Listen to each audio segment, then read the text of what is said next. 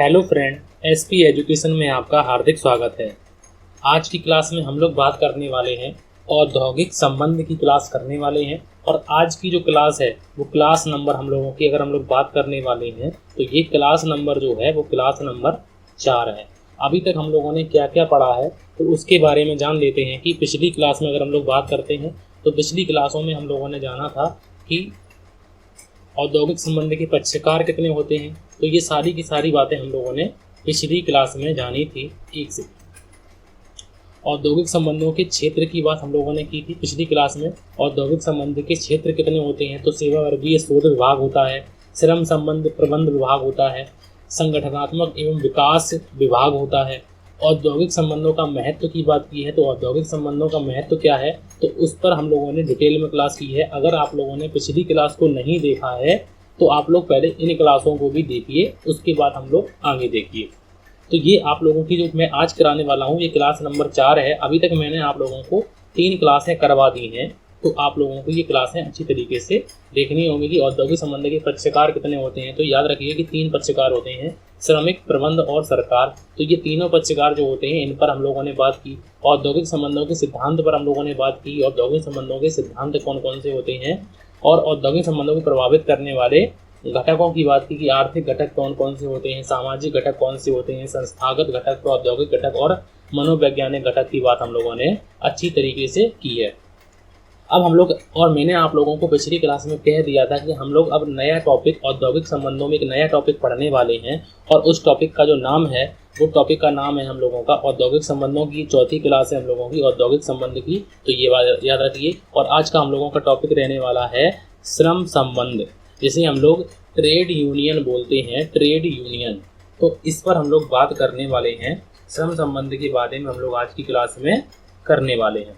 तो सबसे पहले श्रम संघ होता क्या है तो इसको जानते हैं। तो श्रम संघ के बारे में सबसे पहले कि श्रम संघ का अर्थ जानते हैं कि श्रम संघ का अर्थ क्या होता है। तो सबसे पहली बात इसमें मैंने लिखा हुआ है कि श्रम संघ से आशय एक ऐसे संगठन से है जिसमें केवल कर्मचारी के संगठन आते हैं, मतलब कर्मचारियों के इसमें संगठन आते हैं। श्रम संघ मतलब श्रमिकों का एक संघ जिसे श्रम संघ बोलते हैं, जो किसी न किसी व्यवसाय में लगे होते हैं और मजदूरी पर आश्रित हैं।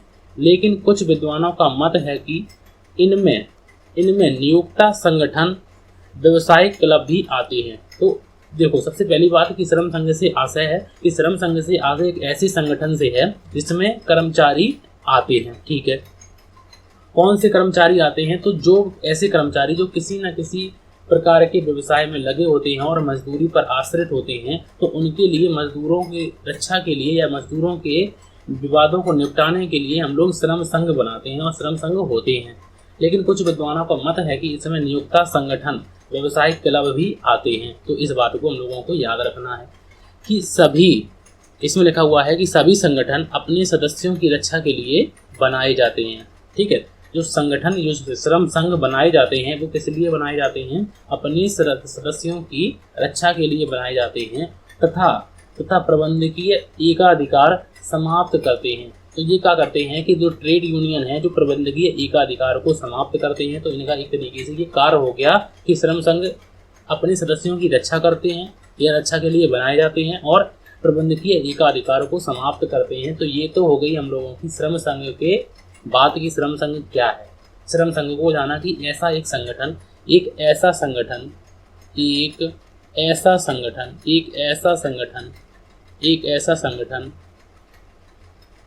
जो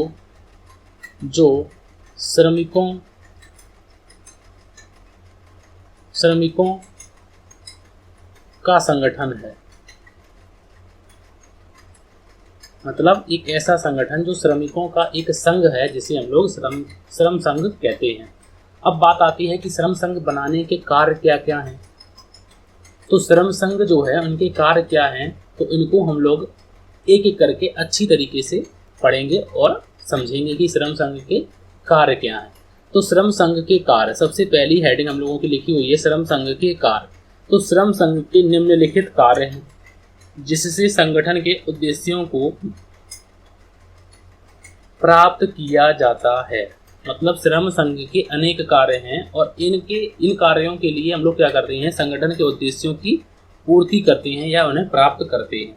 अब उनके क्या क्या कार्य हैं श्रम संघों के, तो अगर हम लोग पहले नंबर 1 की कार्य करते हैं तो देखो ये न सोचिए कि यही कार्य होते हैं, और भी कार्य होते हैं, लेकिन मैंने जो गिने चुने कार्य हैं वो हम लोगों ने जो ज़्यादा इंपॉर्टेंट हैं और जो आप लोगों को अच्छी तरीके से समझ में आ जाएंगे वो मैंने कार्य लिख दिए हैं। पहली बात, पहले लिखा हुआ है इसमें कि श्रम संघ श्रमिकों के जीवन स्तर में सुधार करते हैं। ठीक है, श्रम संघ जो होते हैं वो श्रमिकों के जीवन स्तर में सुधार करते हैं, क्योंकि श्रमिकों को सही मजदूरी दिलाने में ये मदद करते हैं। मतलब ऐसा नहीं है कि मालिक के द्वारा इनका शोषण किया जाए, मतलब इन्होंने काम किया है तो इन्हें अपनी जो काम किया है उसकी उचित मजदूरी दिलाते हैं। अगर जैसे मान लो किसी कर्मचारी को मालिक नहीं देता है तो ये धरना प्रदर्शन करते हैं कि हमारी मांगें पूरी कीजिए। तो इसलिए ये क्या करते हैं, श्रम संघ श्रमिकों के जीवन स्तर में सुधार करते हैं, क्योंकि वे अपने श्रमिकों को सही मजदूरी दिलाने में मदद करते हैं। तो ये तो पहला इनका कार्य होगा, ये अच्छी तरीके से आप लोगों को समझ में आ गया होगा। अगर हम दूसरे कार्य की बात करते हैं, और दूसरा नंबर जो कार्य है वो है श्रमिकों के हितों को नियोक्ता के सामने रखना। श्रमिकों के जो हित हैं उनको, नियोक्ता का मतलब होता है मालिक बोल सकते हैं हम लोग, तो श्रमिकों के हितों को मालिकों के सामने रखना या नियोक्ता के सामने रखना, तो ये इनका एक कार्य है। श्रम संघों के कार्य हम लोग जान रहे हैं, याद रखना आप लोग। उसके बाद जो तीसरा नंबर कार्य है वो है श्रमिकों को नियोक्ता के शोषण से बचाते हैं। मतलब जो श्रमिकों को नियोक्ता मतलब मालिक के शोषण करने से उनको बचाते हैं, तो ये भी इनका एक कार्य है। और चौथे नंबर की अगर हम लोग बात करते हैं तो रोजगार की शर्तों का निर्धारण करने के लिए श्रम संघ मालिकों से सामूहिक सौदेबाजी करते हैं, तो ये भी इनका कार्य है कि रोजगार की शर्तों का निर्धारण करने के लिए श्रम संघ मालिकों से सामूहिक सौदेबाजी करते हैं, तो ये भी इनका एक कार्य होता है, श्रम संघों के कार्य में आता है। पांचवा नंबर की कार्य अगर हम लोग बात करते हैं तो श्रम संघ उद्योगों से प्रजातंत्र स्थापित करता है। मतलब ऐसा नहीं है कि प्रजा की कोई वो ही ना हो, हम लोगों को क्या करना है कि श्रम संघ अपनी प्रजातंत्र को स्थापित करते हैं। मतलब जो श्रमिक हैं उनको भी इस तंत्र में स्थापित करने का कार्य करते हैं, क्योंकि इनका भी योगदान है।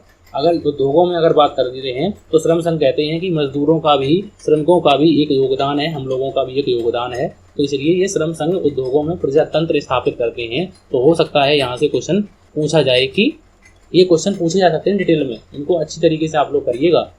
उसके बाद छठवां नंबर जो कार्य है कि श्रम संघ श्रमिकों को तथा उनके बच्चों को शिक्षा प्रदान करने के लिए व्यवस्था करते हैं, तो ये भी इनका एक कार्य है कि श्रम संघ, जो अच्छे श्रम संघ होते हैं, तो वो अपने श्रमिकों को या उनके बच्चों को शिक्षा प्राप्त करने के लिए व्यवस्था करते हैं, तो ये भी इनका एक कार्य है। और सातवें नंबर की कार्य की बात करते हैं तो श्रम संघ बहुत से राष्ट्रीय और अंतर्राष्ट्रीय फोरम पर श्रमिकों का प्रतिनिधित्व करते हैं। तो जैसे ILO की बात करी जाए तो श्रम संघ जो होते हैं बहुत से राष्ट्रीय और अंतर्राष्ट्रीय फोरमों पर श्रमिकों का अपने श्रमिकों का प्रतिनिधित्व करते हैं, क्योंकि श्रमिक तो सब जगह जाएंगे नहीं, तो श्रम संघ जो है वो अपने श्रमिकों का प्रतिनिधित्व करते हैं और उनकी श्रमिकों की जो राय होती है, जो श्रमिकों की जो बातें होती हैं, उनको सभी के सामने प्रस्तुत करते हैं। तो ये इनके एक तरीके से मैंने 7 कार्य बताए हैं आप लोगों को, और भी कार्य होते हैं लेकिन मैंने आप लोगों को ज़्यादातर मोस्ट कार्य आपको बता दिए। तो अभी तक मैंने आप लोगों को बताया कि श्रम संघ क्या है। श्रम संघ श्रमिकों का एक संघ है जिसे श्रम संघ कहते हैं। श्रम संघ में प्रबंधकीय एकाधिकार समाप्त करते हैं, पर श्रम संघ जो होते हैं और अपने सदस्यों की सुरक्षा करते हैं। श्रम संघ के कार्य की बात की है तो श्रम संघ अपने श्रमिकों के जीवन स्तर में सुधार करते हैं, नियोक्ता के सामने श्रमिकों के हितों को रखते हैं, नियोक्ता के शोषण से बचाते हैं, रोजगार की शर्तों का निर्धारण करते हैं, श्रम संघों में प्रजातंत्र स्थापित करते हैं। तो ये इस प्रकार की बातों को ये करते हैं। अब हम लोग पढ़ने वाले हैं श्रम संघ की विशेषताएं। तो अब हम लोग पढ़ने वाले हैं श्रम संघ की विशेषताएं क्या क्या हैं, तो उनको हम लोग जानने वाले हैं। श्रम संघ की विशेषताएं, और भी विशेषताएं होती हैं लेकिन जो मोस्ट विशेषताएं हैं वो मैंने आप लोगों के सामने लिख दी हैं। कि अगर पहली नंबर की विशेषता की बात करते हैं तो श्रम संघ अपने श्रमिकों का एक ऐसा संगठन है जो अपने सदस्यों के हितों में कार्य करते हैं। मतलब जो श्रम संघ है वो एक ऐसा संगठन है जो अपने सदस्य या श्रमिकों के हितों में कार्य करते हैं, जैसे सामाजिक, राजनीतिक तथा सांस्कृतिक उत्थान करना। तो श्रम संघ जो है वो अपने सदस्यों की हितों की रक्षा करते हैं, तो चाहे उनके सामाजिक हित की बात हो, राजनीतिक की हो, चाहे सांस्कृतिक हो, तो इन सभी का उत्थान करते हैं। दूसरी विशेषता है कि इसकी कि श्रम संघ एक ऐसा संगठन है चाहे वह नियोक्ता या कर्मचारी श्रमिक का हो। श्रम संघ एक ऐसा संगठन है कि चाहे वह नियोक्ता का हो या कर्मचारी का हो अथवा श्रमिक का हो, तो ये सभी के सभी जो है एक संगठन के रूप में कार्य करते हैं। तो ये भी एक इनकी विशेषता है। इसमें चाहे वह नियोक्ता हो या कर्मचारी हो या श्रमिक हो, तो एक संघ के रूप में कार्य करते हैं। और तीसरी नंबर की जो विशेषता है, इसको जरा ध्यान से आप लोग करिएगा, क्योंकि मार्क्स एंड एंजलिस तथा उनका वर्ग संघर्ष का सिद्धांत, अगर बात आती है कि वर्ग संघर्ष का सिद्धांत मार्क्स किसके द्वारा दिया गया, तो मार्क्स एंड एंजलिस के द्वारा दिया गया तथा उनका वर्ग का सिद्धांत जो है वो श्रम संघों को कई दृष्टियों से प्रभावित करने में सफल रहा है। मतलब मार्क्स तथा एंजलिस तथा उनके वर्ग संघर्ष का जो सिद्धांत है वो श्रम संघों को कई दृष्टियों से प्रभावित करने में सफल रहा है। तो ये भी इनकी एक विशेषता होती है।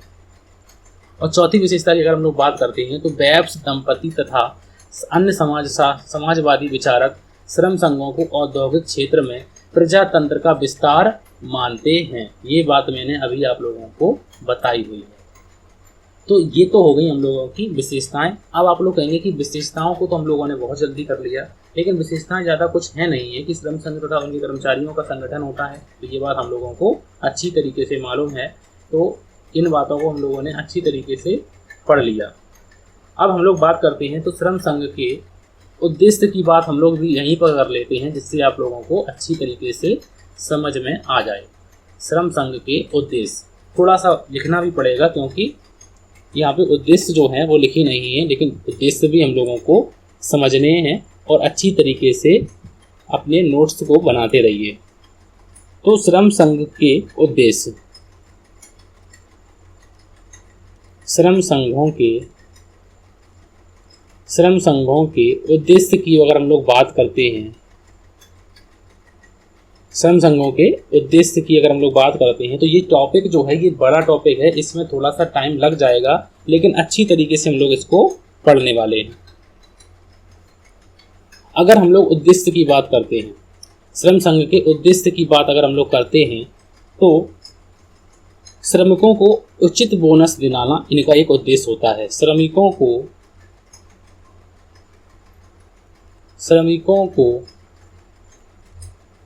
उचित बोनस दिलाना,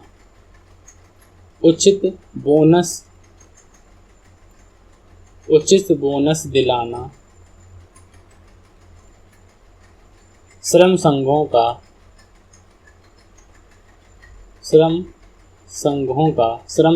का एक उद्देश्य होता है।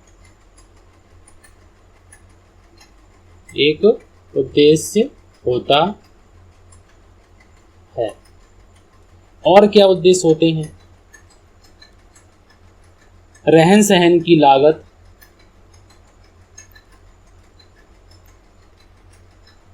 रहन सहन की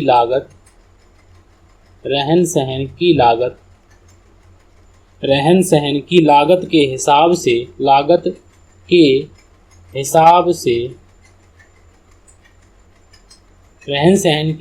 के हिसाब से श्रमिकों के लिए उचित मजदूरी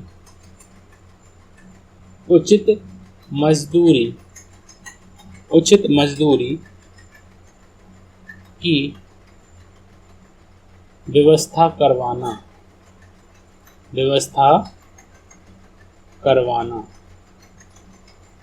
तीसरा नंबर अगर हम लोग कार्य की बात करते हैं तो तीसरा नंबर है कि छंटनी की समस्या को दूर करना।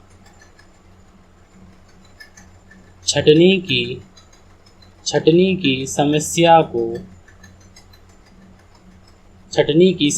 को दूर करना।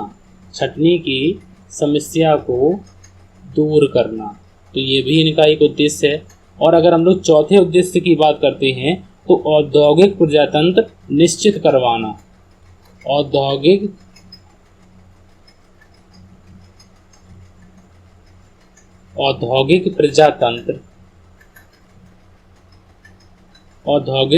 प्रजातंत्र सुनिश्चित कराना।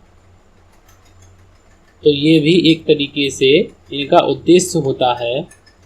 तो इनको हम लोगों ने उद्देश्यों को अच्छी तरीके से पढ़ा कि श्रमिकों का उचित बोनस दिलाना, श्रमिकों को अच्छी तरीके से मजदूरी की व्यवस्था करवाना या उचित मजदूरी की व्यवस्था करवाना, छटनी की समस्या को दूर करना और औद्योगिक प्रजातंत्र सुनिश्चित करवाना। तो ये इनके उद्देश्यों की बात आ जाती है।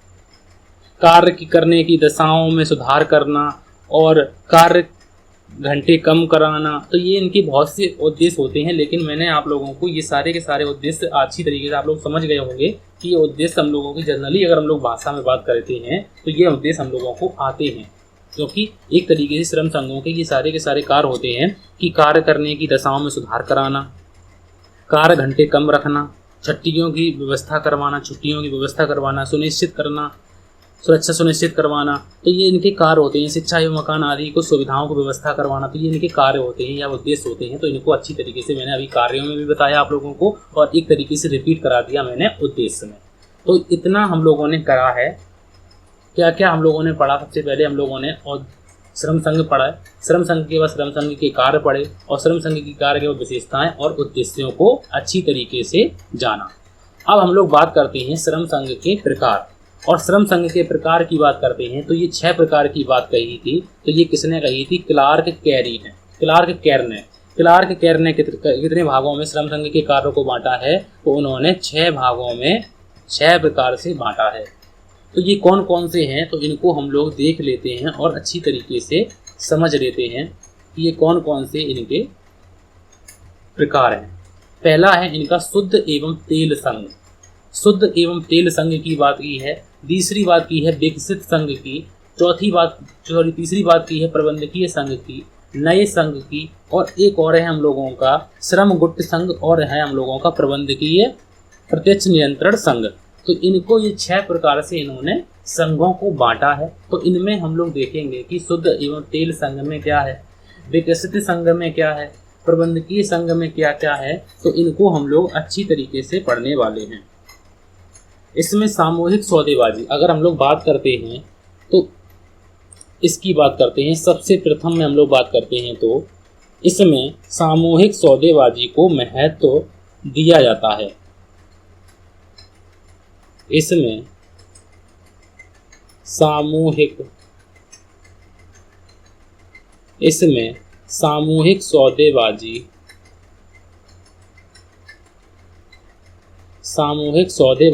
को महत्व दिया जाता है।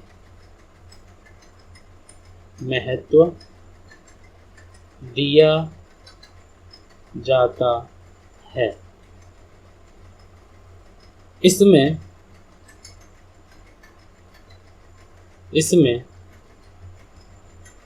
इस बात पर बल दिया जाता है, इस बात पर बल दिया जाता है। इसमें इस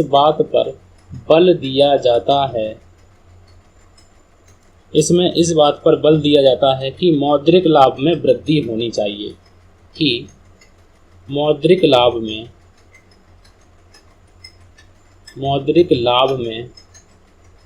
वृद्धि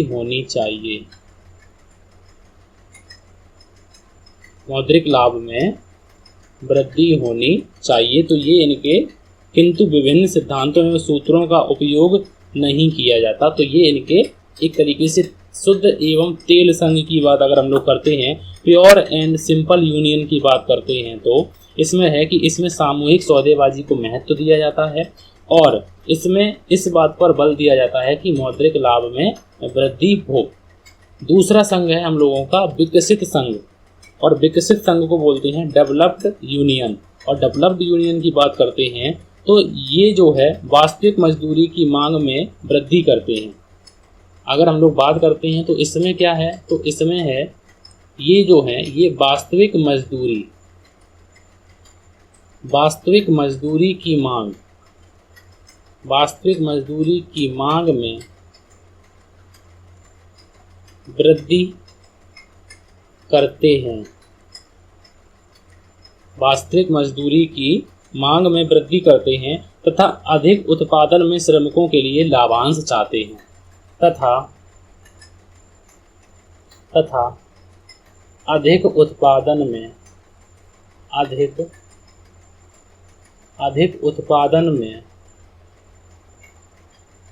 श्रमिकों के लिए लाभांश चाहते हैं।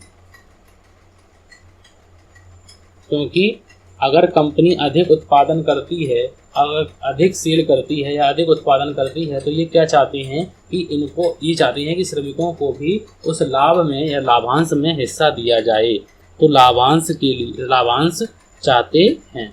तो ये बात इनके ये संघ जो है विकसित संघ में हम लोगों की इन बातों को किया जाता है कि वास्तविक मजदूरी की मांग में वृद्धि करते हैं तथा अधिक उत्पादन में श्रमिकों के लिए लाभांश चाहते हैं। प्रबंधकीय संघ की बात अगर हम लोग करते हैं तो प्रबंधकीय संघ क्या करते हैं, तो इन पर हम लोग बात करते हैं। तो ये जो संघ होते हैं ये लाभ भागिता पर बल देते हैं। तो ये संघ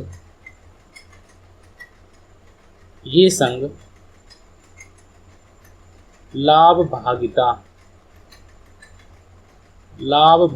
पर बल देते हैं, लाभ भागिता पर बल देते हैं।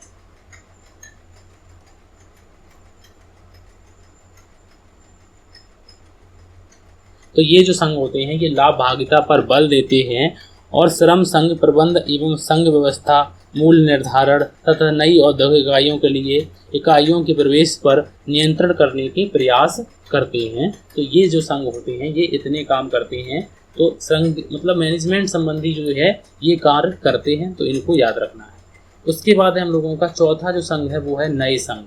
और नए संघ की अगर हम लोग बात करते हैं तो नए संघ में है कि इसमें पूर्ण नियोजन की दशाएं प्राप्त करने के लिए इसमें अगर हम लोग इसमें थोड़ी सी बातों को लिखेंगे, क्योंकि मैं आप लोगों को ज़्यादा लिखाने की कोशिश नहीं कर रहा हूँ, बस थोड़ा थोड़ा लिखाने की कोशिश कर रहा हूँ। आप लोगों को समझ विकसित करानी है और अच्छी तरीके से श्रम संघ के बारे में हम लोगों को जानना है। देखो मेन हेडिंग आप लोगों को याद रखनी है कि 6 प्रकार के श्रम संघ होती हैं, इनको याद रखना है। और किसने कही थी, तो क्लार्क ने कही थी, क्लार्क कैट ने। तो इन बातों को याद रखना है। श्रम संघों की संरचना को सामान्यतः कितने भागों में बांटा गया है, तो इस पर भी हम लोगों को भी बात करनी है, तो इस पर भी हम लोग बात करेंगे। लेकिन सबसे पहले हम लोग इस टॉपिक को पूरा कर लेते हैं कि इसमें अगर हम लोग बात करते हैं तो इसमें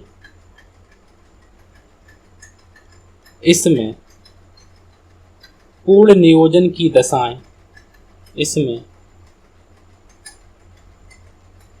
पूर्ण नियोजन की दशाएं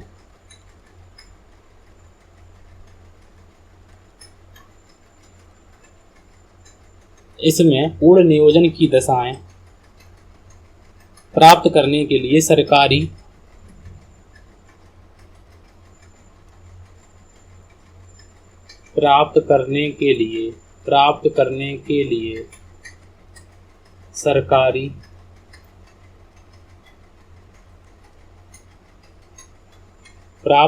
के लिए सरकारी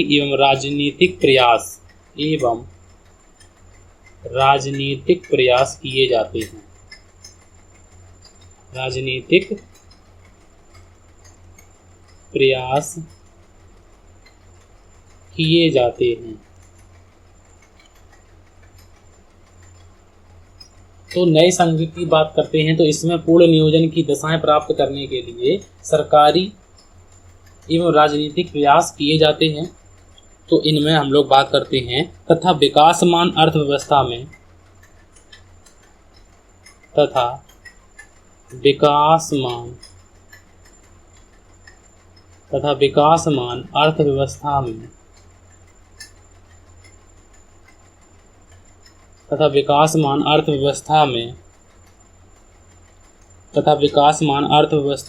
विकास के साथ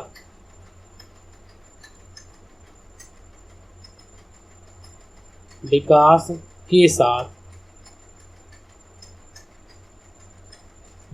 के साथ सुधरी हुई अधिक दशाएं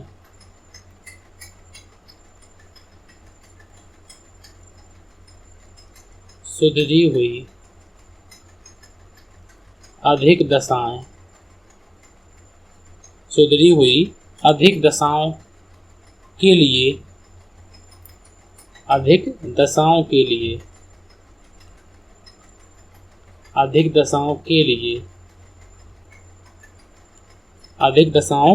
के लिए ऊंची मजदूरी की मांग की जाती है।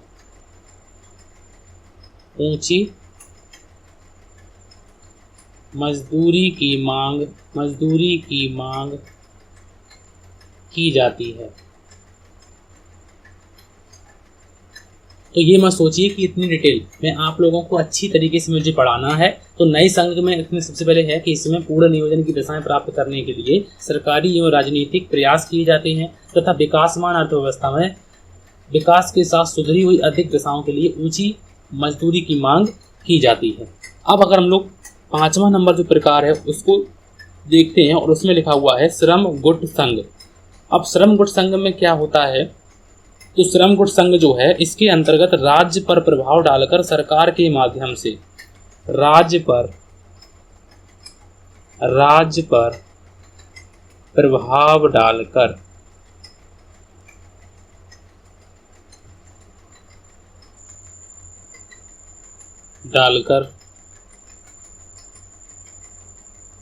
सरकार के माध्यम से कार्य करवाया जाता है। तो सरकार के माध्यम से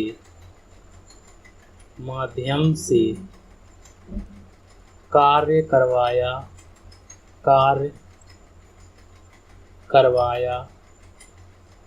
जाता है।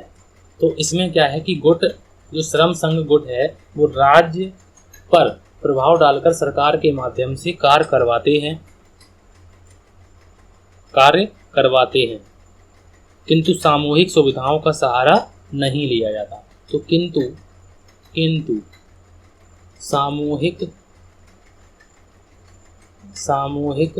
सुविधाओं का सहारा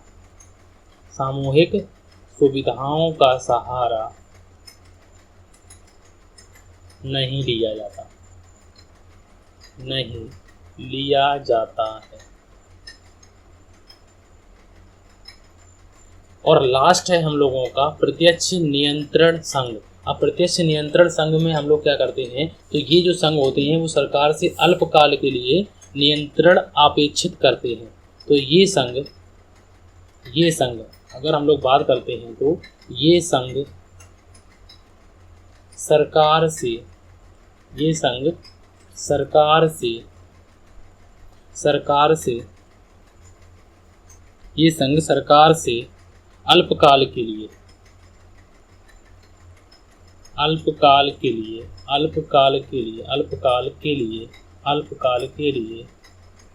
अल्पकाल के लिए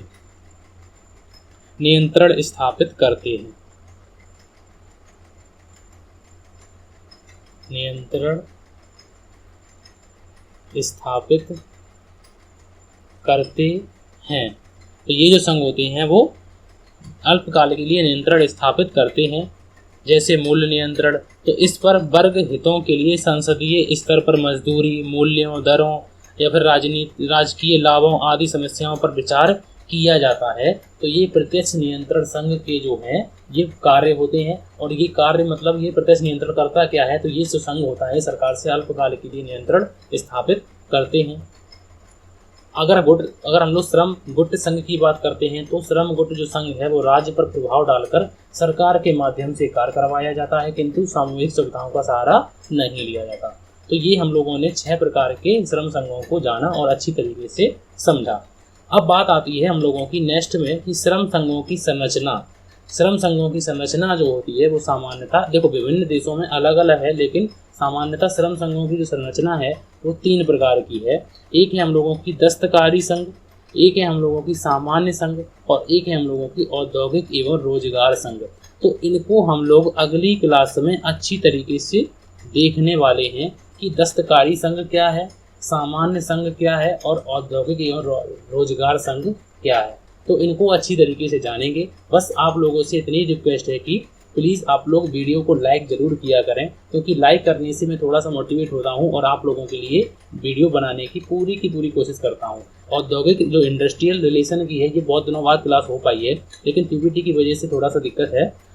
लेकिन हम लोग इसको भी, अब मैंने सोच रखा है कि आप लोगों को डेली एक क्लास ज़रूर प्रोवाइड की जाएगी, डेली एक क्लास ज़रूर प्रोवाइड की जाएगी। तो इसलिए बस आप लोगों को एसपी एजुकेशन चैनल को ज्वाइन करना है और वीडियो को लाइक ज़रूर करना है। तो आज की क्लास को हम लोग यहीं तक रखते हैं। अगली क्लास में हम लोग आगे की बात करेंगे। तो आज की क्लास के लिए थैंक यू फॉर वॉचिंग।